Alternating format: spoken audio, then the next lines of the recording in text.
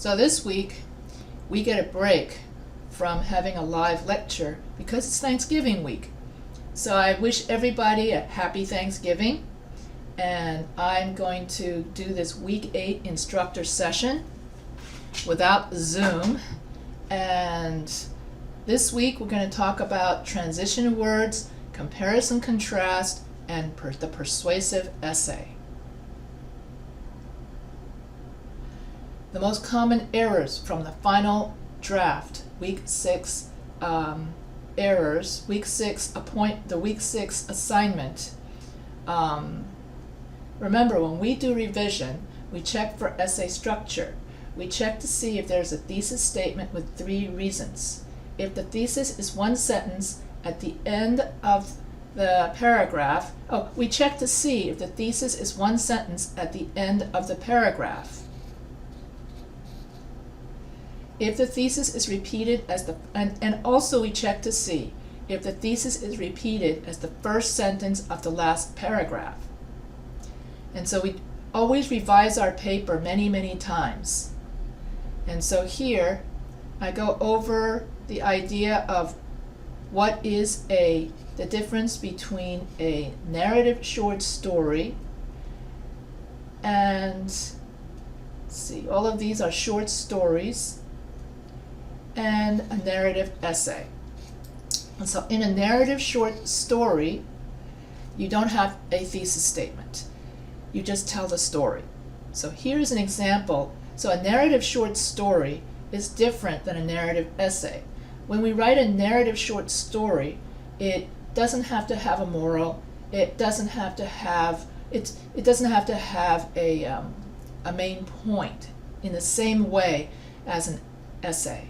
So in a narrative short story, it's more about the events. You're just telling the reader what happened. And so here is an example, my teaching journey. And so here's an example of a narrative short story.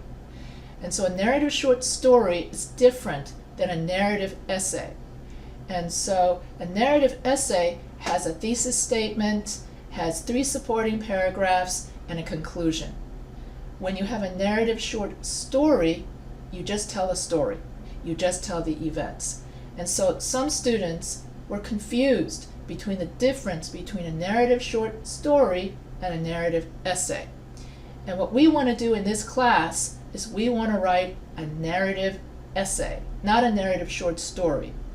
So here's an example of a narrative short story, or my autobiography. Ever since I was little, I loved my teachers. In particular, I really liked my French teacher.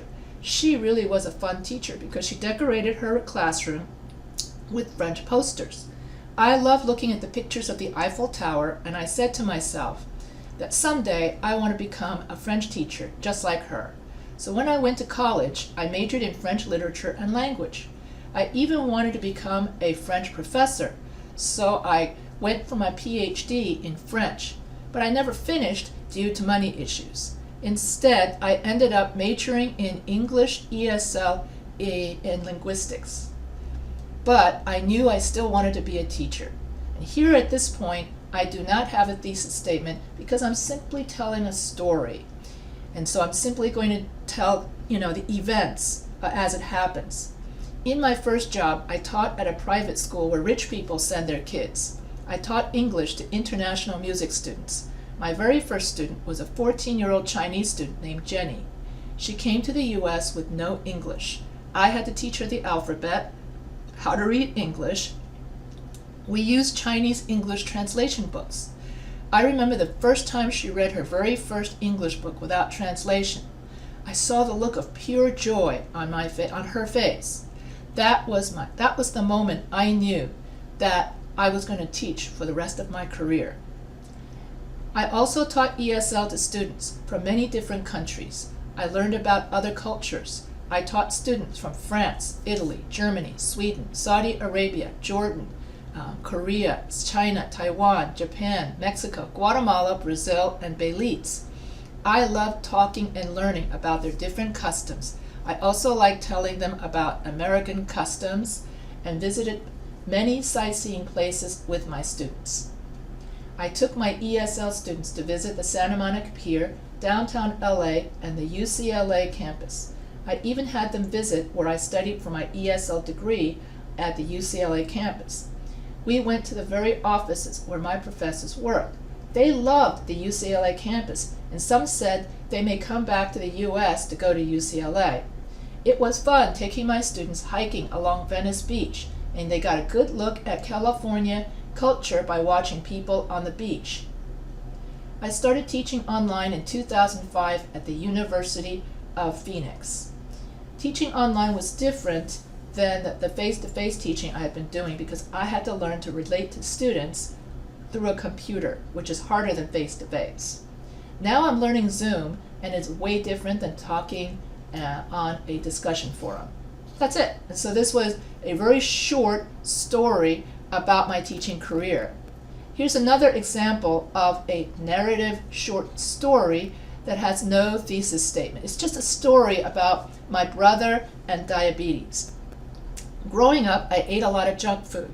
I loved to eat Twinkies, Ho-Hos, and Twix cereal. We also, that is we meaning my family, loved to eat Dunkin' Donuts, and my favorite flavor of Dunkin' Donuts was chocolate glazed. Then one night, my brother lost 20 pounds and his body turned blue. Next thing we knew, my parents took my brother to the emergency room, where my brother was rehydrated with a syringe. We had no idea what was wrong with my brother or why he suddenly turned blue and lost 20 pounds overnight. He also stopped breathing, come to think of it. That's why my mother got worried. After the doctors examined my brother, it turned out that my brother had juvenile diabetes. My brother then had to spend several days in the hospital being observed, learning how to inject insulin into an orange. It was Easter, and all the other children in the hospital ward got to eat a chocolate Easter egg, except my brother. The nurses told my brother that he could not eat the chocolate Easter egg like the other little kids because of his juvenile diabetes. So while the other little kids enjoyed their chocolate, my brother was given an orange and told by the nurse, "You have to learn to inject into this orange." And so at 10 years of age, my brother had to grow up quickly in order to learn how to live with diabetes. He had to learn how to inject insulin into his body to maintain glucose level in his body to stay alive. Juvenile diabetes is a disease where the pancreas stops secreting insulin. Insulin is essential for the body to convert glucose or food into energy. When the pancreas stops working, there's no insulin in the blood. Then the body is unable to convert food into energy, and the person starves to death, even if he has eaten a full meal. Thus, the impact of my brother's juvenile diabetes diagnosis was that we no longer could keep sugary foods in the house since my brother couldn't eat sugary foods. So we had to keep sugary foods out of the house so it wouldn't be a temptation for my brother. My mother kept a notebook of everything my brother ate in order to keep track of his calories to prevent my brother from falling into a diabetic coma if he ate foods with too much glucose. Today my brother wears a pouch that little by little releases insulin into his body as needed. So he no longer has to inject himself with insulin anymore. He still has to watch everything he eats to avoid a diabetic coma. Okay, so both this version of growing up with a diabetic brother is a narrative short story because all I did was tell the story of my brother growing up with juvenile diabetes. You'll notice here there's no thesis statement, and you'll notice over here there's no topic sentence. All I did was go from event number 1 to event number 2, event number 3, and I just told the story. Now here is the same exact story, okay, growing up with a diabetic brother, but now I've transformed this story into a narrative essay. Growing up, we always had sugary foods in the house. We had foods like Twinkies, Ho-Hos, and Dunkin' Donuts. Then at the age of 10, my brother was diagnosed with juvenile diabetes. My mother found him in bed, not breathing. He had lost 20 pounds of water weight and his body had turned blue. Immediately, we went to the emergency room and they got my brother breathing again and they rehydrated him. In the hospital, my brother had to learn how to inject himself with insulin to stay alive. So I simply summarized the entire short story. This entire short story got summarized into 5 sentences, and then I put in my thesis statement. My brother's juvenile diabetes diagnosis changed my family's life in 3 different ways. I appreciated being non-diabetic. Okay, that's going to become paragraph 2. We were all forced to eat a less sugary and more healthy diet. That becomes body paragraph 3. And as a family, we rallied around my brother to help him overcome diabetes. And that's the body paragraph 3. And so here, when you notice that there is no thesis statement. There is no topic sentence. And now, when you write a narrative essay, you have the 3 reasons, and each of the 3 reasons becomes the body paragraph. So when my brother was diagnosed with JD, juvenile diabetes, I learned to appreciate not having diabetes. And here I made the mistake of you. So when a person has juvenile diabetes, their pancreas no longer makes insulin. Without insulin, a person's body cannot convert glucose of food into energy. So no matter how much a person eats, a person would starve to death. I was grateful I did not have diabetes because I watched my brother suffer because he could no longer eat sugary foods. He had to constantly monitor his glucose. Meanwhile, I could eat whatever I want. I could go hours without even thinking about my glucose level or how hungry or not hungry I was. I had the luxury of skipping meals if I was too busy. Being diabetic, my brother could never skip meals or else he would fall into a coma. Thus, my brother's diabetic diagnosis forced my entire family to change our diet. So now you notice that the last sentence of that paragraph transitions into the next paragraph. As a family, we were forced to throw out all the sugary foods we had in the fridge. And then we had to eat only healthy foods for my brother's sake. So out went the Twinkies, Ho-Hos, and in came the salads and fruits. We had to learn to eat healthy. We also learned to exercise after dinner to teach my brother to help him control his glucose levels. And my brother had to learn that he had to exercise every day, because if he didn't exercise, his glucose level would get too high and he would die from a coma. And I do remember our entire family riding bicycles together in the parking lot, taking walks together after dinner, and those became very fond family memories that we would do together. And we didn't do that before Rodney's, that's my brother's name, before my brother's diabetes. We just simply ate junk food and then went to watch television. But after my brother got the diabetes and we wanted to keep him on track with his diet, we all decided to all go on his diet and all exercise just like him. And we all lost weight as a result.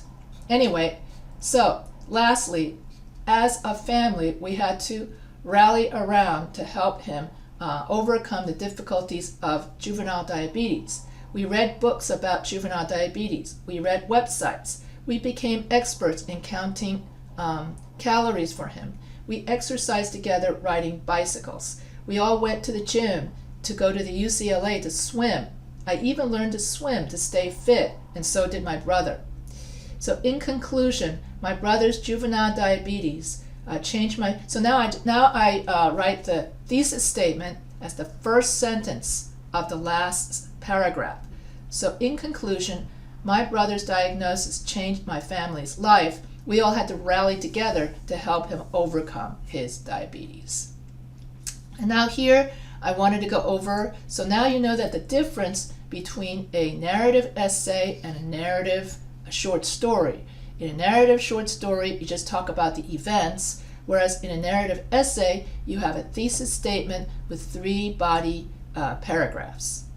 Other common mistakes had to do with if you have an abbreviation like CNA, you have to write out that abbreviation the first time you use it in a paper. And somebody said, I have became a nurse, when it's supposed to be, I have become a nurse. And then somebody wrote, having made a lot of bad decisions in my life, and then there's no verb, there's no object, so it becomes a sentence fragment. In elementary school, I would go down to the nurse's office, and I would pretend to be sick. So here, when a prepositional phrase is at the beginning of a sentence, you need to put a comma. And when you have, so use a comma after a prepositional phrase. When you have numbers less than 3 words, you should write out the number. Let's see, what else? Oh, you need to capitalize things like Bachelor of Arts, bachelor's degree, or in art. Let's see, what else? Oh, and fanboys. When you have and, but, nor, so, you need to use a comma. I want to become a nurse. So here S, fanboys. So when fanboys is in the middle of a sentence, you have to have a comma. So that's what we're studying for in our week 7 quiz. And you should, let's see, here's another one. He worked very hard. And here's another fanboys, and you need a comma over here. And it inspired me to follow my dreams. So that's all your week 7 quiz, in which we learn about sentence structure. And as you can see, a lot of people made this fanboys mistake, okay? What I did was I collected all of the final draft error mistakes from different students. And you'll notice that everyone makes similar mistakes here, here, and here.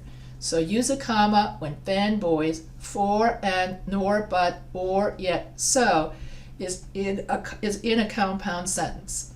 I am changing my career, comma, and it is never too late to go back to school.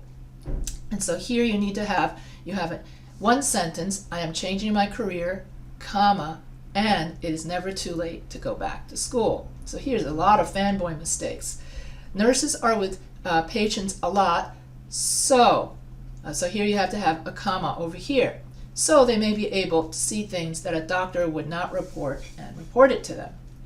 So many fanboy mistakes, so you can look this over yourself. Here I have over the years, we have had some really tough times. So when you have an adverb of time, over the years, then you need a comma over here to make that a correct sentence. Let's see, what else? Also, it's only right. Okay, you need to have, if you're going to have a contraction, you need to have apostrophe S. Here's another when you have an adverb of time, you have to have at the beginning of a sentence, you have to have a comma. For my whole life, when you have a prepositional phrase at the beginning of a sentence, you need a comma. So everybody made similar mistakes. Ever since I was a young boy, when a dependent clause is at the beginning of a sentence, you need a comma. So that is also a mistake, which means it is never to be taken lightly or played about. That's a sentence fragment. Never start a sentence with a subordinating conjunction or a relative clause like which. It is the same as when becoming a parent. That's another sentence fragment. And so what happened to the verb and object? So we're going to be studying you study week 7 quiz, so you need to go back to the sentence structure in order to study sentence structure review in order to make sure you don't write sentence fragments. That's why we study sentence structure. All right, and so now I'm done with going over all the rough draft mistakes. So the next thing we're going to go over is comparison contrast essay. And so last week in the week 7 forum, you gave me your topic and outline for your week 7, for your second essay. So for your comparison and contrast essay, you're going to compare 2 things, okay? You're going to compare to musicians. You're going to say rap is better than classical music, or Mozart is a better composer than Beethoven. Coca-Cola is better tasting than Pepsi, whatever. So when you compare two similar things, and then you tell me your preference, which one you like better. But in this lecture, I'm going to talk about different ways in which you can, instead of saying better than all the time, you can use transition words so that you have a variety of ways to say better than, worse than, so you don't have to always use the same. So that's why the rest of this lecture is going to be about transition words and different ways and sentence variety of saying, instead of constantly saying Mary is rich and John is poor, you can say instead, in contrast to Mary's wealth, John is poor. Mary is rich, however, John is poor. So there are many different ways to say the same thing so you don't repeat yourself all the time.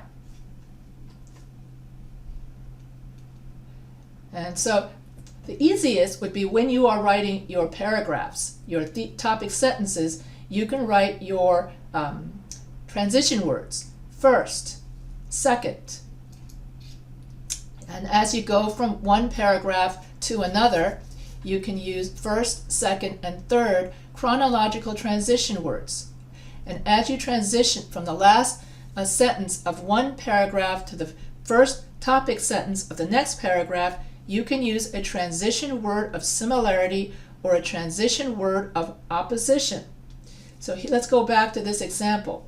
Cats are better than dogs because cats are more independent, cats do not bark, and cats are easier to maintain. So this is somebody's thesis statement. So here you have the first body paragraph. Cats are more independent, which matches the thesis. Cats are more independent. Cats like to move around on their own. Cats love to climb stairs. A person doesn't have to walk cats like a person does dogs. So here you have mistakes like this you and you should all be a person. Cats, and here I start to transition. So in the last sentence of the body paragraph, you're going to start transitioning into the next body paragraph. So cats who are more unlike dogs. Cats do not make loud noises like dogs who bark all the time. So this is the last sentence of this paragraph 2. And then here, second, cats do not bark like dogs. And so here I used the concluding sentence to transition into the next paragraph.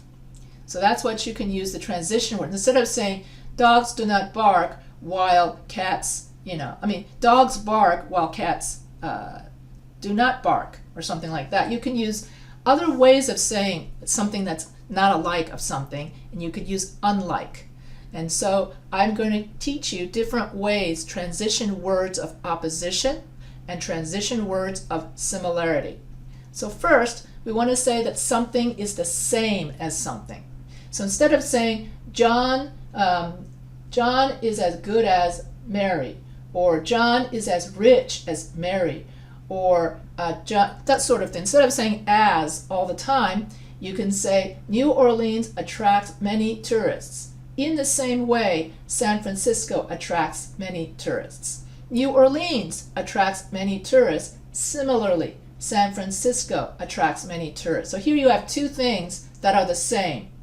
So you can say in the same way, similarly, like, just like. So all of these are different ways of saying that two things are the same.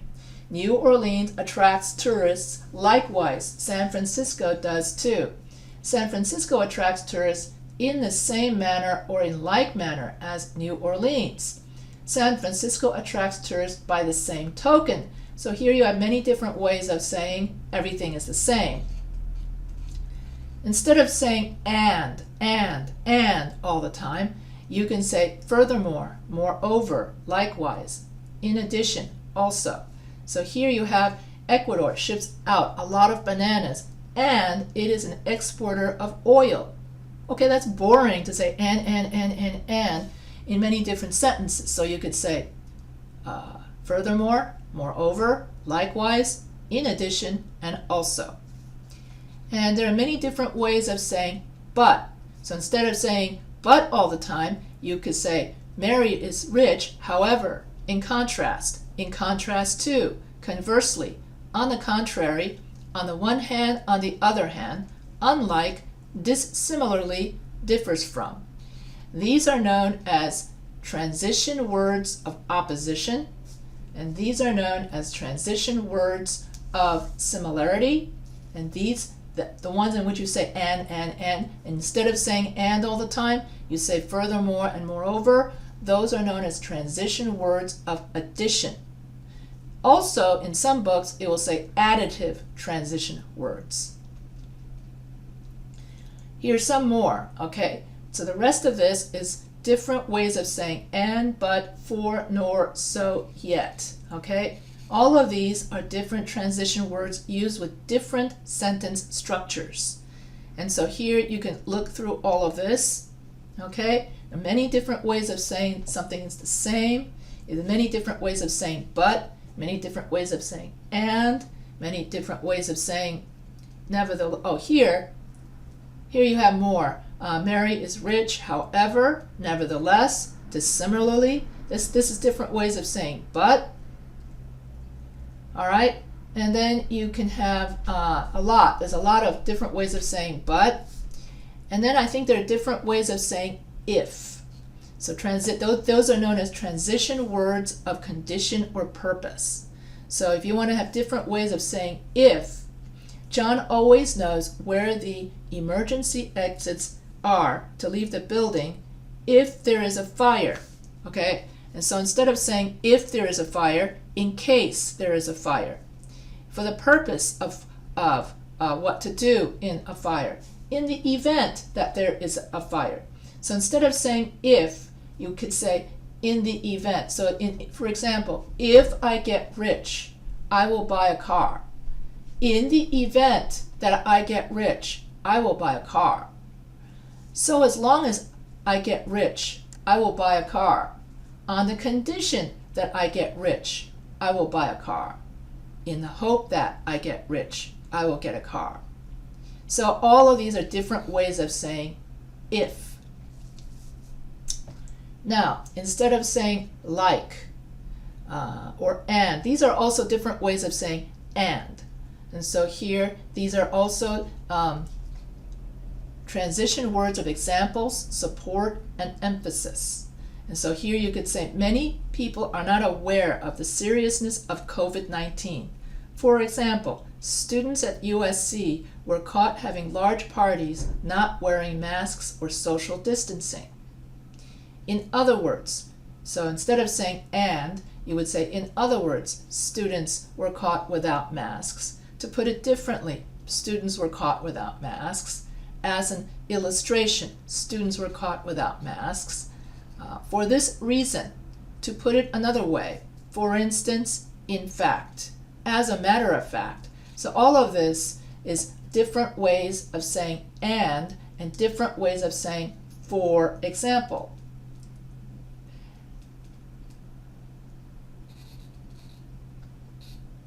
Some of these transition words are time words that are used to show that after a particular time there was a consequence or an effect.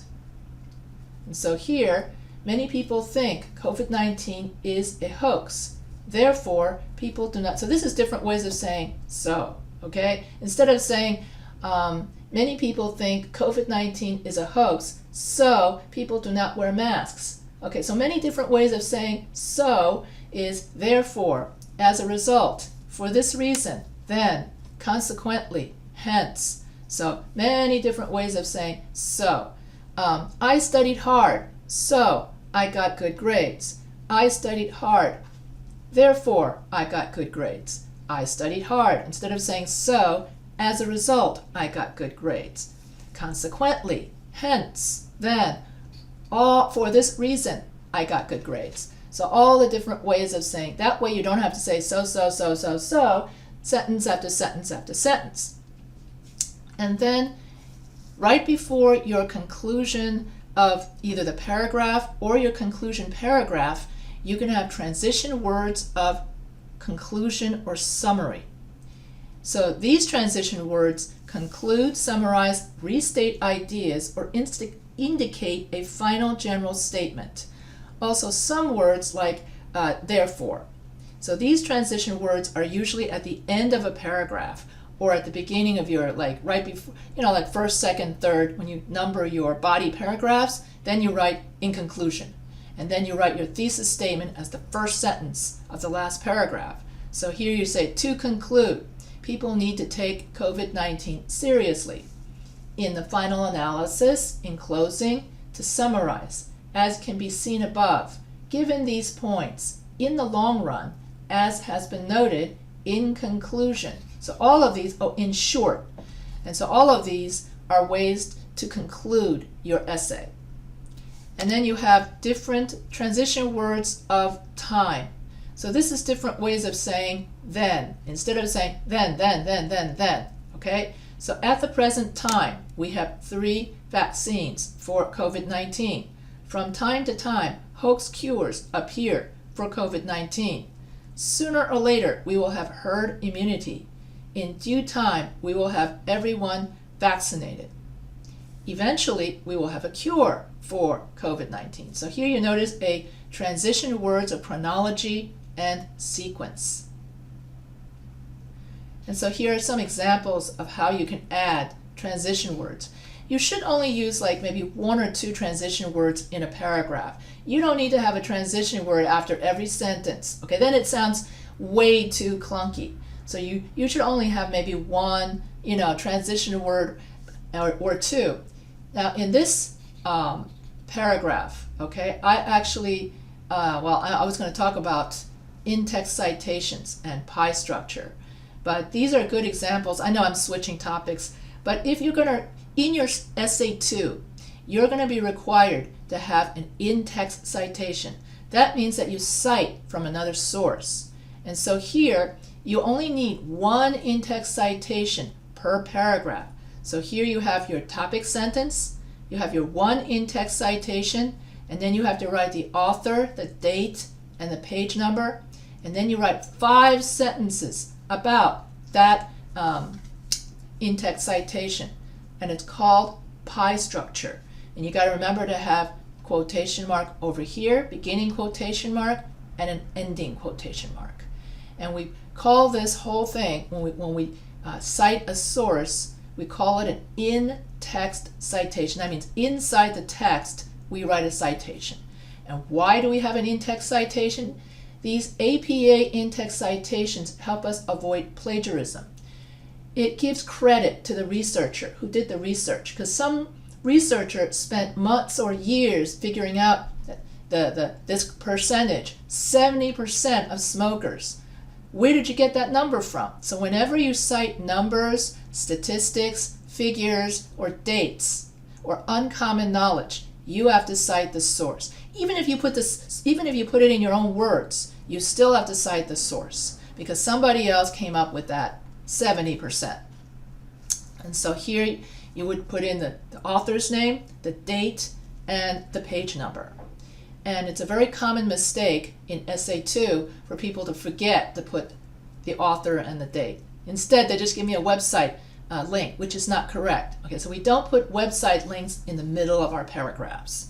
Instead, we put in this, the author, last name, the date, and the page number. And if you're doing a paraphrase quote, you don't need the page number. But I'll go over that in the next paragraph. And so how is a comparison-contrast essay different from a narrative essay? Well, in a narrative essay, we're usually talking about one thing, and then we give a reason. We would say Los Angeles is a great place to live because of its fantastic beaches, the Mexican food, and the movie studios. But if I'm going to write a comparative, that's a narrative essay. Okay, in a narrative essay, we just write about one thing. But in a comparison-contrast essay, we're going to write, Los Angeles is a better place to live than New York. So notice how in a regular essay, I'm only talking about Los Angeles. But in our essay, comparison-contrast essay, we're comparing 2 things. So here you have Los Angeles is a better place to live than New York because of the fantastic beaches, the Mexican food and the movie studios. So in your comparison contrast, you're going to compare two things. And you're going to give me one APA source. That's how it's different from the first essay, okay? You can either use the alternate method, which is which is pretty much the 5-paragraph essay method, or you can use the block method, where in one paragraph you talk about one topic, and the other paragraph you talk about the other topic. So this pretty much reaches the end, and the alternate method in your book is known as point by point. It's also known as 5-paragraph essay. It's also known as the academic essay. So there are many different, names for it. And then the block method in your book could also be known as subject by subject method, one side at a time method. It's all the same. Basically, you would talk first, let's take the Los Angeles and New York example. So in paragraph 2, you're going to talk about New York. In paragraph 3, you're going to talk about Los Angeles. And then in paragraph 4, you're going to conclude. Okay, and so in a block method, so if, let's say in paragraph 2, you talk about New York. Well, then you're going to talk about New York beaches, New York Mexican food, New York culture, in that order. And you have to limit your sentences, your paragraphs, to 5 or 7 sentences. And then you're going to talk about everything about California. And then you're going to talk about beaches, California Mexican food, California culture, and how it compares to New York. And also 5 to 7 sentences. And then you have your conclusion, where you repeat the thesis statement as the first sentence, and then you summarize your essay. And so you can, if you are not a talkative person, you can fit everything into these beaches, Mexican food, and culture, all into one paragraph. But if you tend to yak like me, then you would want to use the alternate method, in which you would write one thing at a time, in which you talk about paragraph 2. In the alternate method, you write about fantastic beaches, and then you write about California and New York beaches, Mexican food, and you write about California and New York Mexican food. And then paragraph 4, you write about culture, and you write about California versus New York culture and movies. So that would be the alternate method. And it's up to you to decide which method you want to use, if you want to use the alternate method or if you want to use the block method.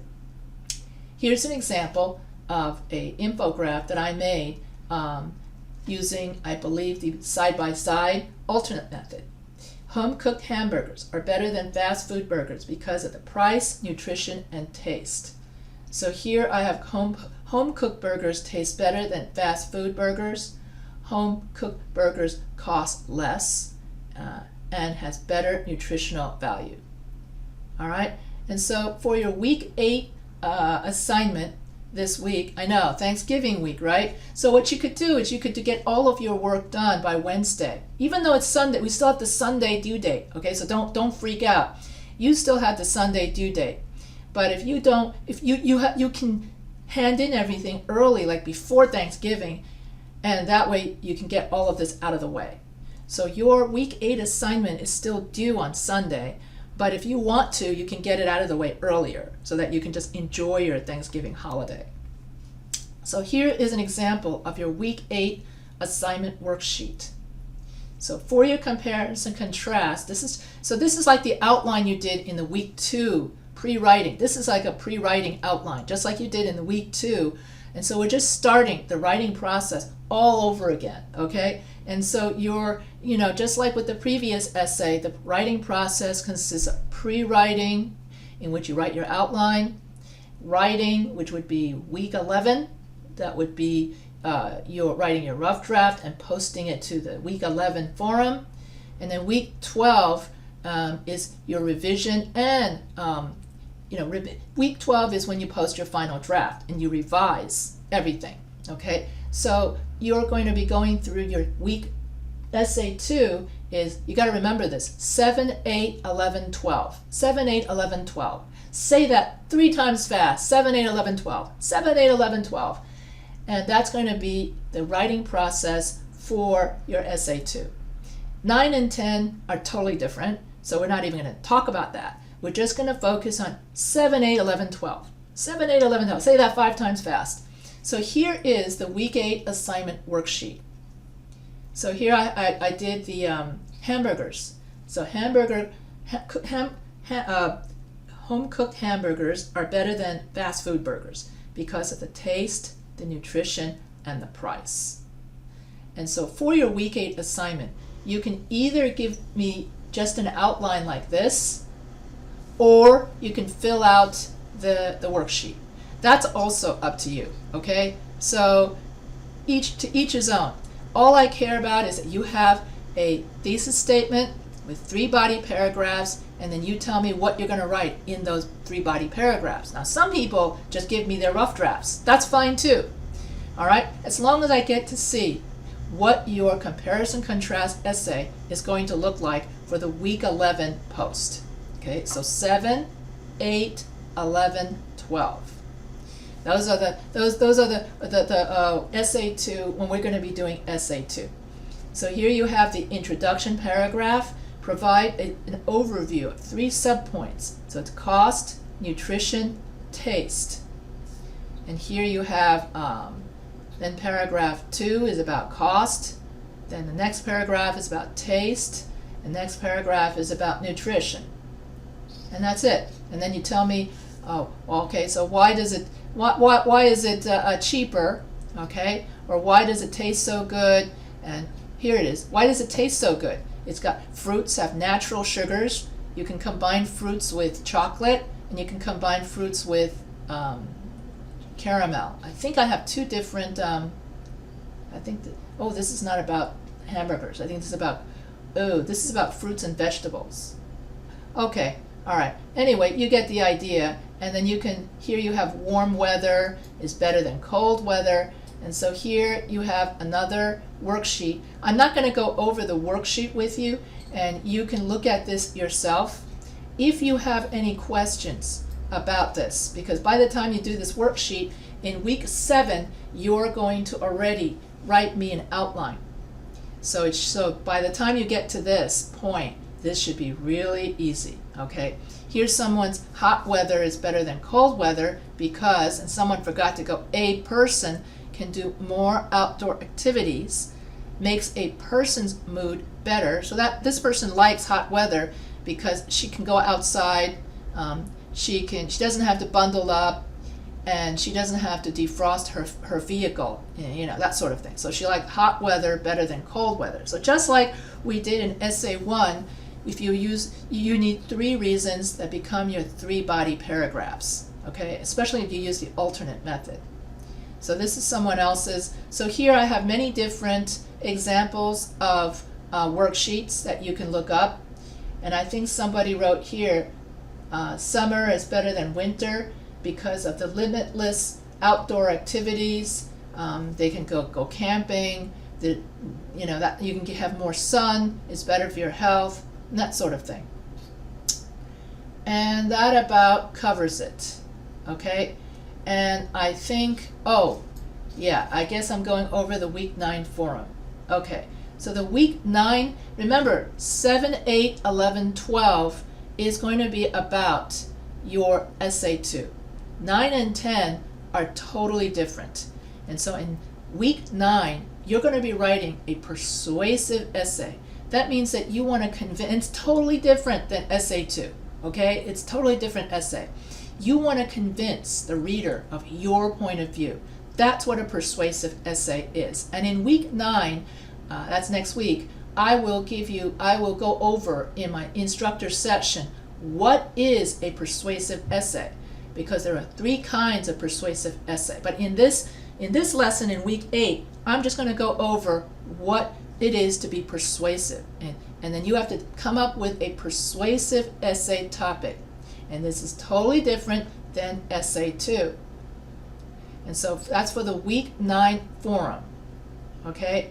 So here are some examples of your week 9 forum in which you would write example. In other words, start thinking about what am I going to write about? What do I want to convince? What topics am I interested in? And you can go to the procon.org website in order to find narrative essay topics that you're interested in.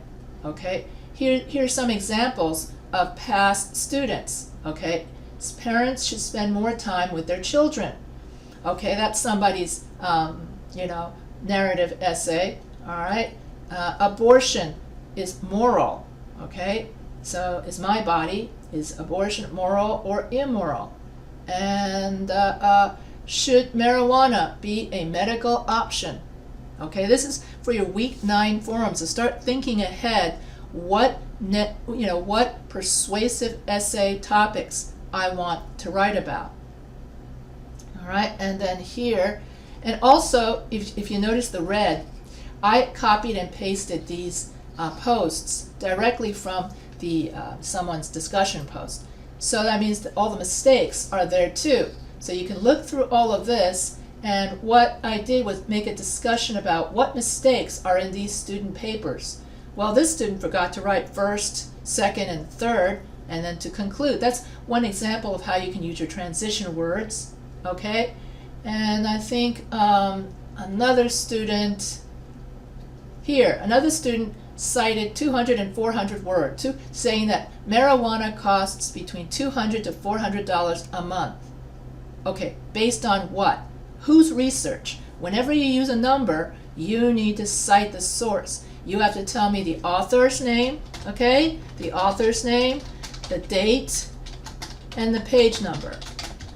Okay, so whenever you want to cite a source or numbers, you have to tell me where that number came from. So for this particular student, he's missing his in-text citation. And all he did was give me here from marijuanadoctors.org. Well, if there is no author name, then you have to write the website name. So then you would write marijuanadoctors.com. You can write the name of the website. Don't give me the address, okay? Marijuana Doctors website. Then you can give me the date and if there's no page number, you can give me the paragraph number. So that's how you do it. Here you have studies from show it can. So here they say studies show that marijuana can cause vomiting. But what year did these studies take place? That's also part of your. You need to tell me what year. Here, if you're going to do medical facts, you also have to cite the source. Medical marijuana would offer a safer alternative that is less addictive with fewer side effects. Yeah, according to who? What doctor? Where's your study? So medical facts, historical facts, dates, and numbers all need to be cited. And remember that for this essay, you need to have at least one in-text citation. And whenever you have an in-text citation, you also need to have references at the end, in which this student also doesn't have references at the end. After you write your conclusion here, okay, for this particular student, he's talking about marijuana. Then afterwards, I want to see the word references. Then I want to see Smith. Then I want to see the name, the first name. Then I want to see the date. Then name of article, publication name, date you retrieved, website, and then website address. All right, so that way the Smith Patrick should then match your Smith, over here. If I write, okay, the in-text citation is Smith 2021, page 22. That's the in-text citation. And so your in-text citation should match your reference citation, okay? You can't, otherwise, how am I going to know where you got your information from? So when you use sources and cite your sources, it makes your paper more credible. This is the reason why Wikipedia isn't credible, because they don't have in-text citations or reference citations. Anybody can just upload anything, okay? That's why we have references.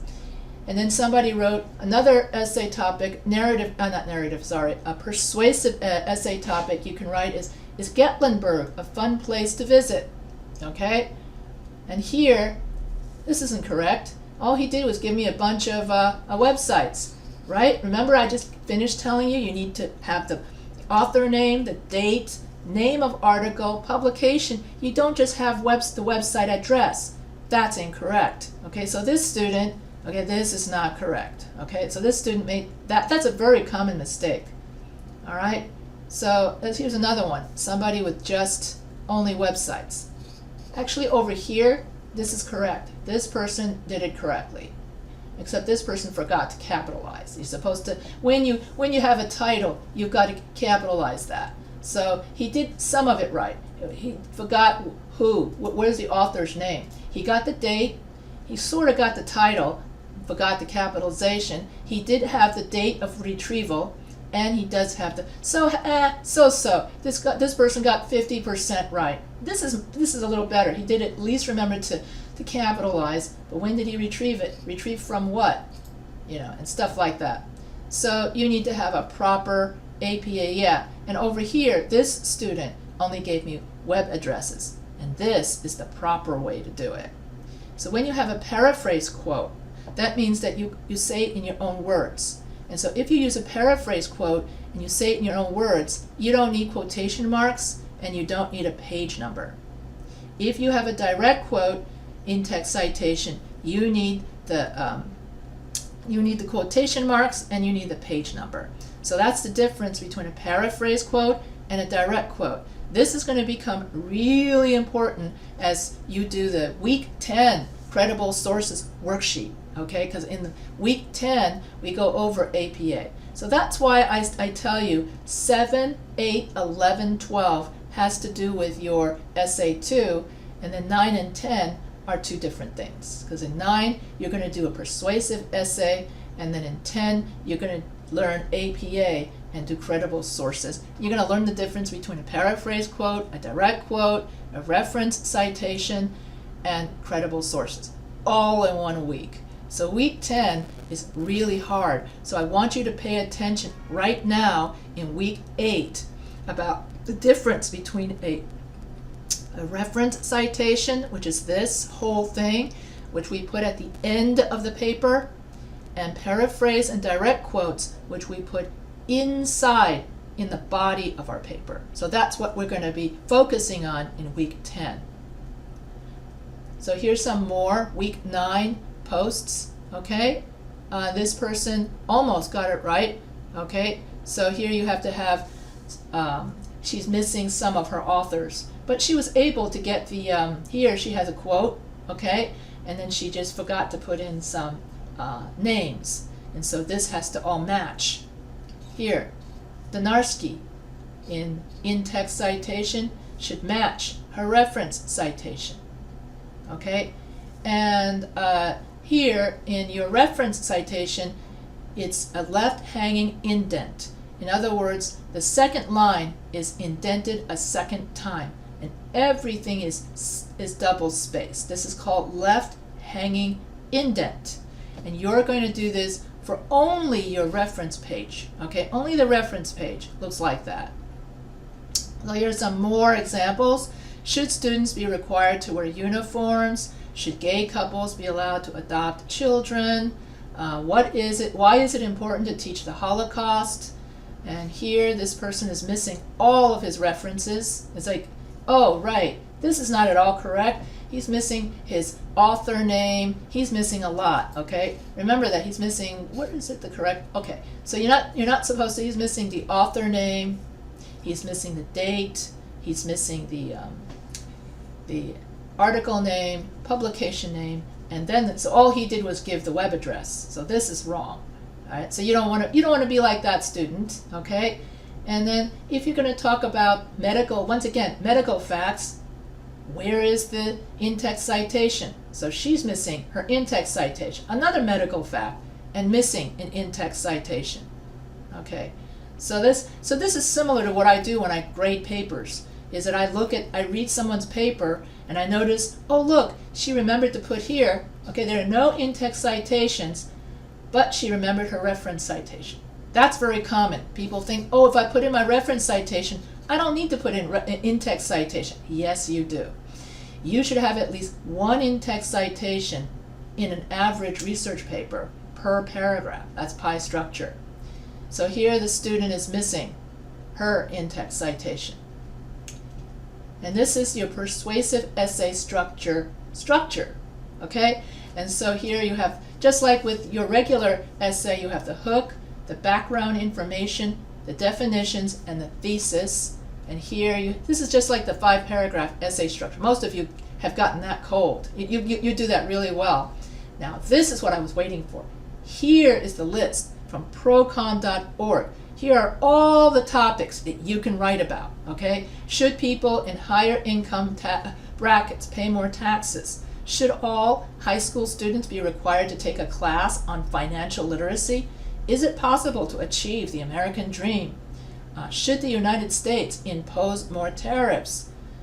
Should all student loans be forgiven? Let's see. Should students be required to learn an instrument in school? Are Harry Potter books really good, educational? So there's a whole bunch of all of these are topics which I'm not going to read over, and you can, about science, sports, history, popular culture, government, ethics. You get to choose whatever interests you. Should nuclear power be banned? Should athletes be paid? College athletes, sports. And so you have a whole bunch of technology. Can online schools be as effective as traditional schools? So technology. So here you have all kinds of, that kind of stuff. And next week I will go over more about, persuasive essays and APA. This is just an introduction. In this particular lesson, I just introduce you to this particular essay. So, if you have any questions, okay, so this week I gave you a recorded, without the Zoom and all that kind of stuff, because it's Thanksgiving. And so you can listen to this whenever you want, and I hope that you all have a great Thanksgiving, and to be grateful for what you have. That's easier said than done. Be thankful for the people who are still alive, and don't take them for granted the way I did when my mother passed. So just be grateful for what you have. And I have to take my own advice, because I do tend to complain. So I have to take my own advice and be thankful for what I have. And happy Thanksgiving. And that's the end of this essay, not the essay, that's the end of this Week 8 instructor session lesson.